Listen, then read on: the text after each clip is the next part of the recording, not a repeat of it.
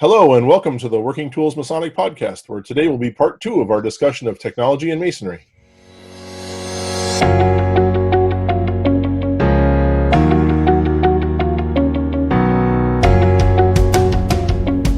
Ladies and gentlemen, brethren all, welcome to the Working Tools Podcast, a casual conversation around Freemasonry.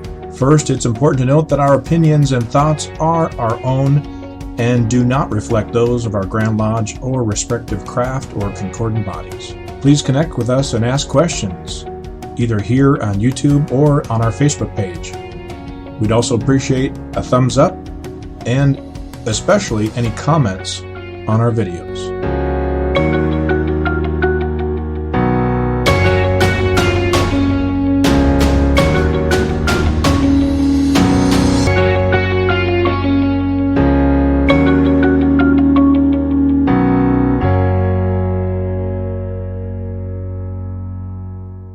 Today on the Working Tools Masonic Podcast, apparently I've forgotten the name of the show, we'll be discussing technology and masonry. I'm Matt Appel, and I'm with Brother David Colbeth. We are Masons here in the Grand Lodge of Washington, and we have Worshipful Brother Steve Chung and Brother Connor Massey, who are Masons up in the Grand Lodge of British Columbia in the Yukon. And returning with us is our special guest, Brother Chris Croda, also of the Grand Lodge of British Columbia in the Yukon. Welcome back, Chris. Thank you very much. Thanks for having me. So we sort of left off our last episode talking about some general things about the committee. And David, I think you said you had another question or two along those lines? Yeah, I was curious about the actual structure. We talked about the membership. There's about 7 to 9 members, you said, somewhere in there. What is the purpose of the technology committee? What is your purpose or the mission, if there is one?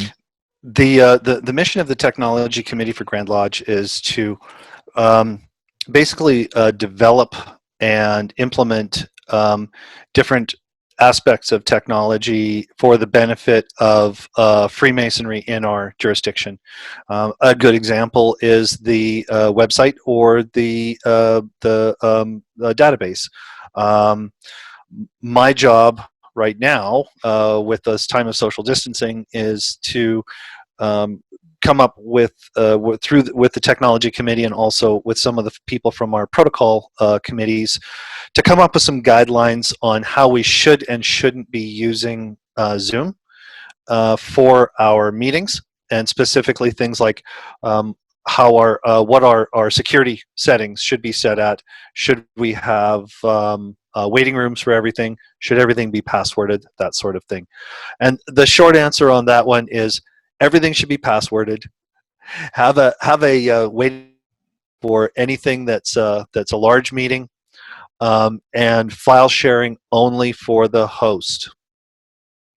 For sure. So that's the main thing for the Zoom bombing, is people will come in, and then as soon as they get in, they'll share their screen with it. I might also suggest that the password, whatever it may be, should be a little bit stronger than something like 1, 2, 3, 4, 5.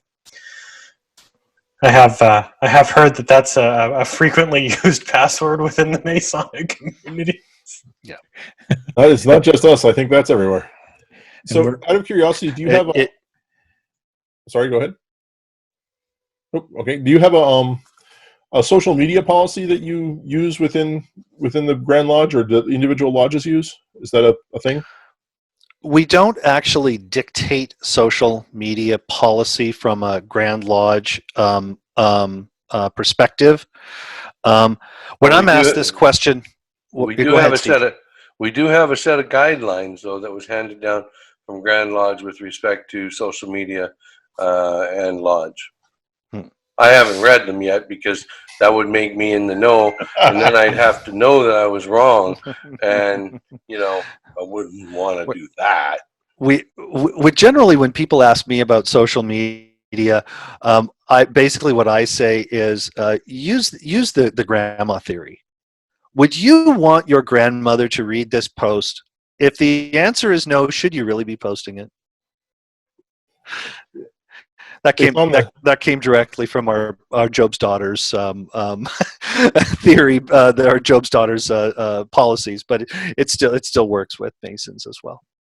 I know down here in Washington, it's on the checklist of things that the deputy asks the lodges during his official visit during the inspection portion. And I have yet to hear of any lodge that actually has a social media policy, so I'm always sort of curious there. There was a broad one put out by a Grand Lodge some time ago, but it's honestly, I don't exactly remember what's in it. So I don't know, Chris. I know many grandmas who would post stuff probably worse than what most Masons have posted. Hey, whatever grandmas you know, or maybe same ones I know, Connor. So I'm curious about you talk about the Grand Lodges building a database, and see it's a membership database, or Matt mentioned that we use Grandview, and it's not just a membership database; it handles all of the reporting and all of that kind of stuff. And so is the Grand Lodge of Canada, British Columbia, Yukon. You're building a full-on database yourself like that instead of buying something off the shelf? I believe that it's a modification of one the off-the-shelf databases. Are you familiar with this at all, Stephen? Okay. I believe it's a modification of an off-the-shelf database. I don't remember which one it is because that's not an area that I'm directly involved in. But it has been very well received. The only thing I heard of a new database. I know that Grand Lodge has some sort of database that our secretaries currently log into and update. That they have access to log into so that they can update the database with the current information for each member. However, I believe that it has its challenges in being consistent. And I know that the Grand Lodge was talking about trying to figure a way to a better system, but I haven't heard of any progression with it yet. I will say that the biggest drawback to the Grandview system is our previous Grand Lodge database system. As secretary, I could say that someone was deceased when I heard that they were deceased. And then when I found out, because it happens once in a while, someone says, "Oh, Brother Bill passed away," and then you find out 6 months later that Brother Bill's just fine. And in the old system, I could declare him, "No, wait, he's still alive." But now I have to call Grand Lodge in order to get people made still alive. They've reduced the secretary's power to resurrect our own members. So. I'm sure Brother Bill was just as surprised of his death as you were. Yeah. What are you doing here? So, Chris, that brings up another comment about the assistance for Grand Lodge. I think we mentioned when we were off air that the technology committee is focused on Grand Lodge issues so much and not really lodge issues. But are you, of course, I would assume you're a resource to lodges if they have questions or if they have needs. You might be willing to help them or do help them. Absolutely. The technology committee has definitely made itself available to individual lodges as necessary. This is something that's happening quite a bit more frequently, especially with me doing a lot of tech calls with many, especially of the older brethren, getting their computer system set up so that they can have access to these types of tools like Zoom during this time of physical distancing. The younger members, of course, are many of them are very familiar with the tools already, so they're really taking the lead on this. But I think it's really, really important in these particular time periods not to leave some of the older members behind. And what I found, especially when I'm working on getting some up and running remotely, is that they're also using it to keep in touch with their families. So it's a really important thing to continue to be in touch. And during this time of physical distancing, whether we're using tech or not, even if just picking up the phone, if you know of any brothers in your lodges that are shut in and are on their own, pick up the phone and give them a call. It's really important during this time. For sure. You also mentioned that your website, that you're kind of going through a revamp of the website, and I know Steve has mentioned it a few times, and Connor has mentioned a few times that the outdated look, I suppose, of it. But and matter of fact, our Grand Lodge is going through a review of ours as well, even though it was updated like 4 years ago or 5 years ago. Mm-hmm. They're doing a whole nother revamp of it for whatever reason. But I know Steve has said before that one of the reasons you haven't moved to the new site is because of the depth of information and the connection to all the database and everything, which is amazing, almost unmatched in the world, with excellent quality of information.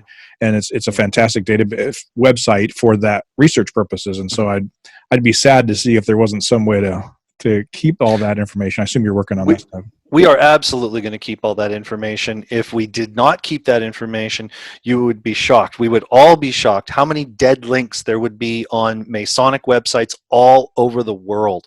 Our database, or our website, our old website, is really being used as a research database for many, many different Grand Lodges and many, many different Masons all over the world. What we're trying to do is get a new front end look and still keep that back end. So you would go to a new front end, a new glossy looking front end that would have things like where the calendars, the Grandmaster's itinerary, these types of things, some information for some brothers about Freemasonry and that sort of thing. But if you really wanted to drill down into the site, you're going to see the HTML. So you're basically giving it a facelift. That's right. That's the idea. That's the idea. And there was a great deal of thought that went into that.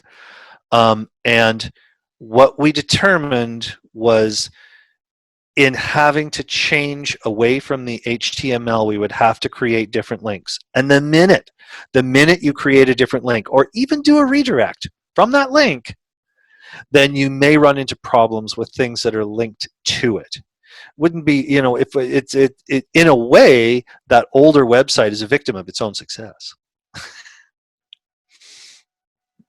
But we're definitely going to keep that information on there and then put a new front end.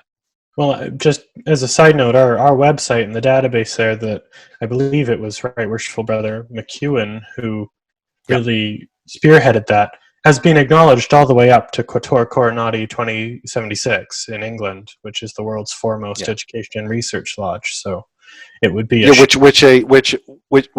Brother McEwen is now a member of. Yes, he's one of the 40 or so members in the world at any given time of that lodge, and he has been only Canadian. He is the only Canadian, and he is one of the few people that doesn't actually have a PhD. I said, Brother McEwen, when you're there, well, what do you talk about? And he says, nothing.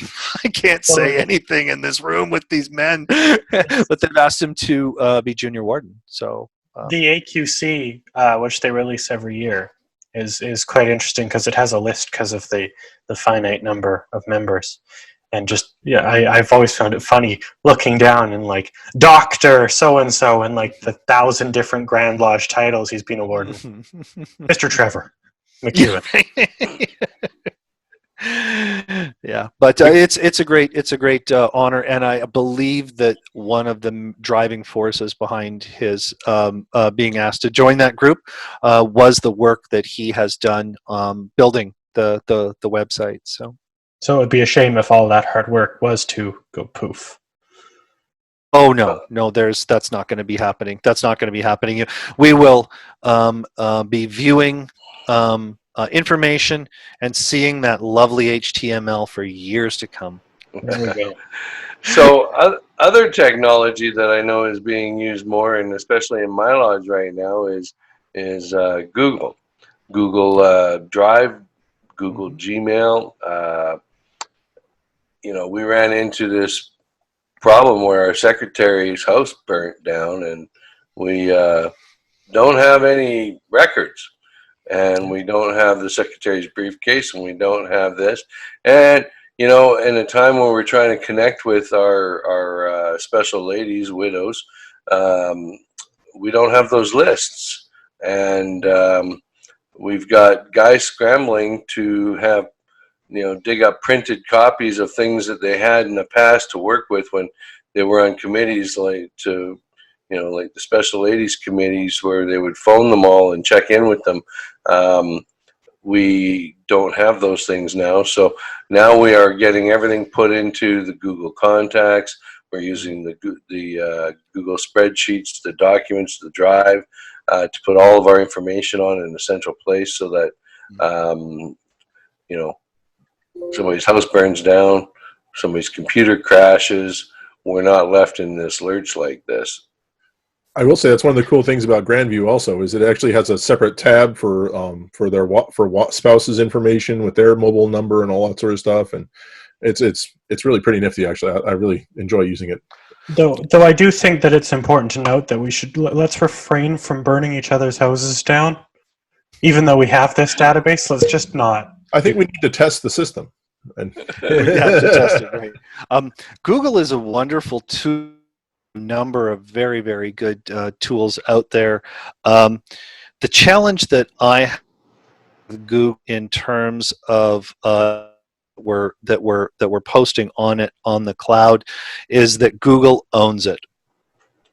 We don't. As soon as you post something onto a Google spreadsheet, then you don't own it anymore, and they can do whatever they want with that information. I'm not saying that we use it for things like listings of membership and that sort of thing. I do know that that some lodges are distributing the ritual to their lodge members on Google, and I guess as long as that ritual is in code, that's okay. But again, we're really starting to look into a very, very slippery slope here in terms of anytime you're dealing with technology, you're dealing with ease of reference or ease of use versus security. There needs to be a balance between those two. And some of the products, if we were to be posting certain sensitive information on there, then that's not a private conversation.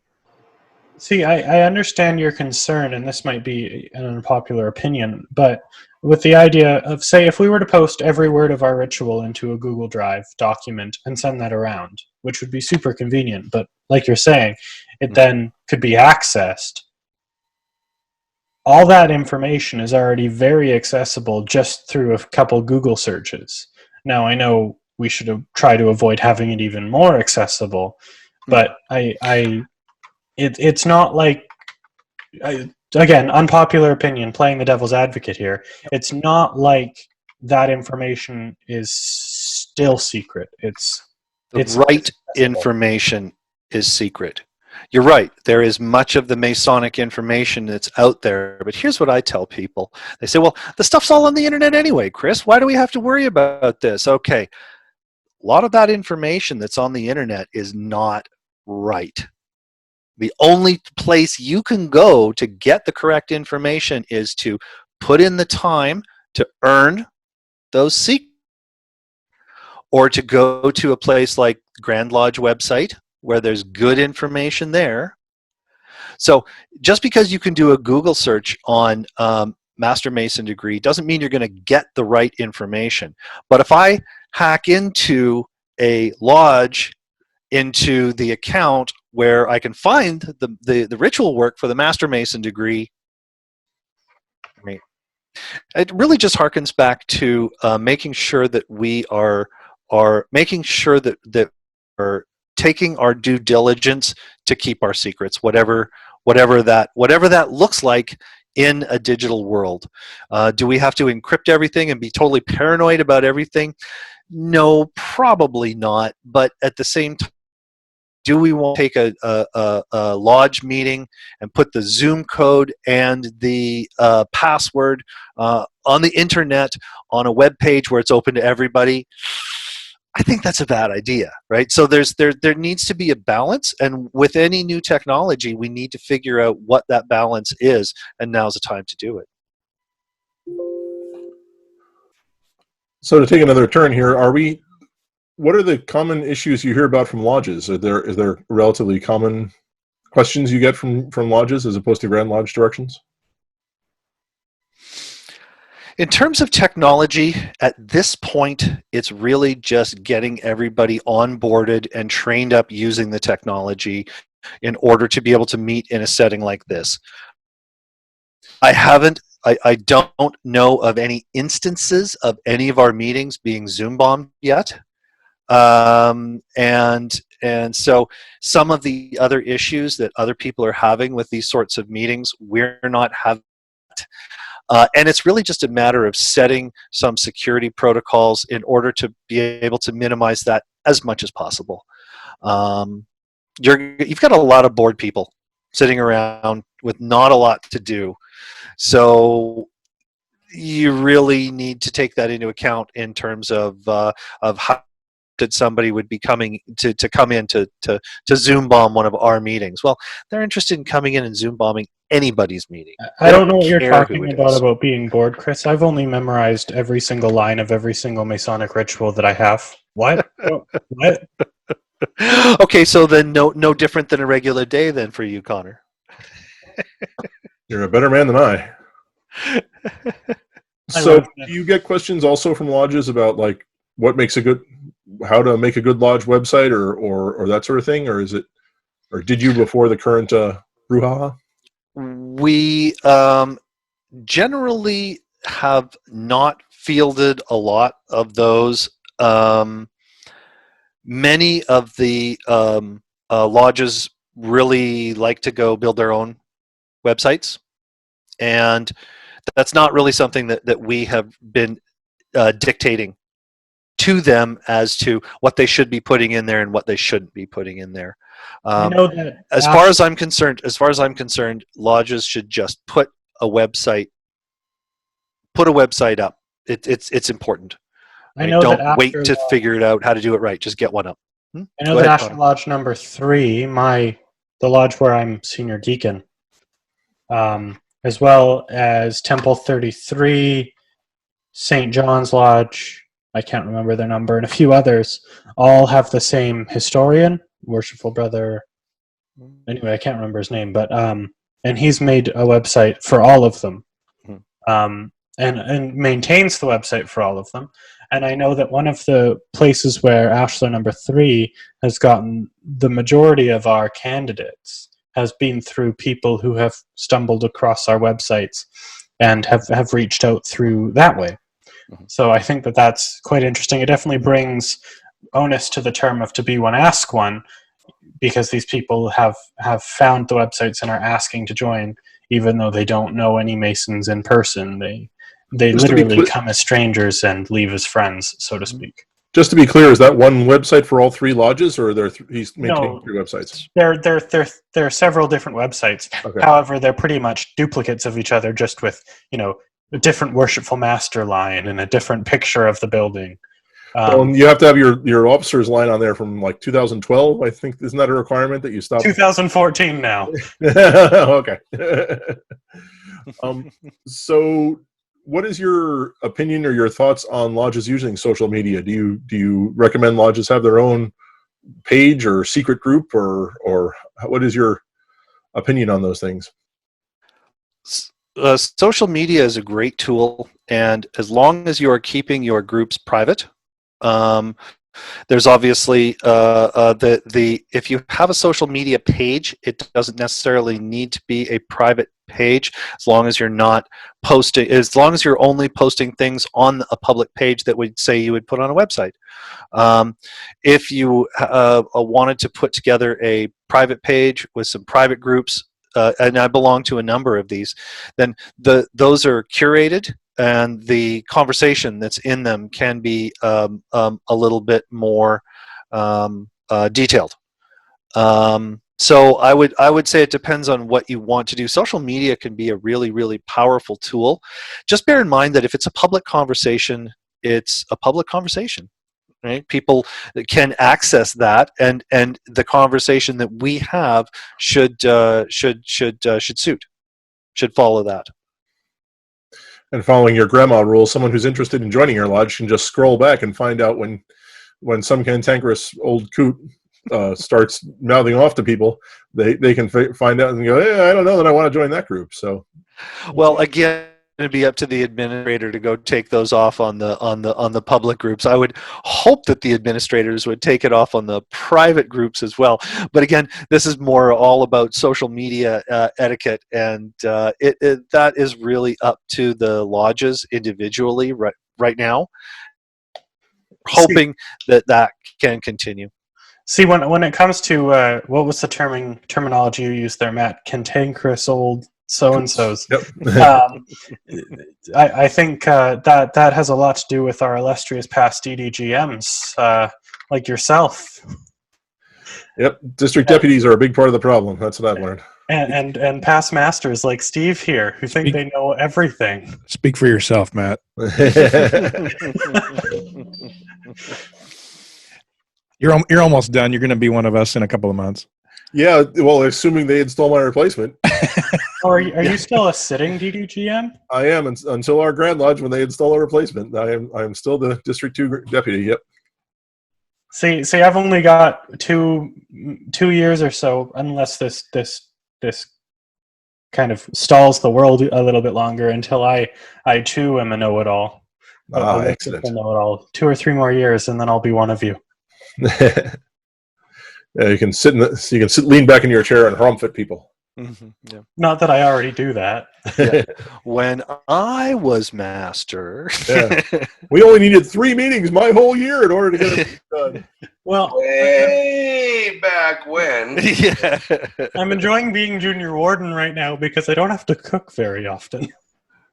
Yeah, this is during this time of physical distancing. This is the term. This is the term to be junior warden, right? I always thought junior warden was the best job. No. No.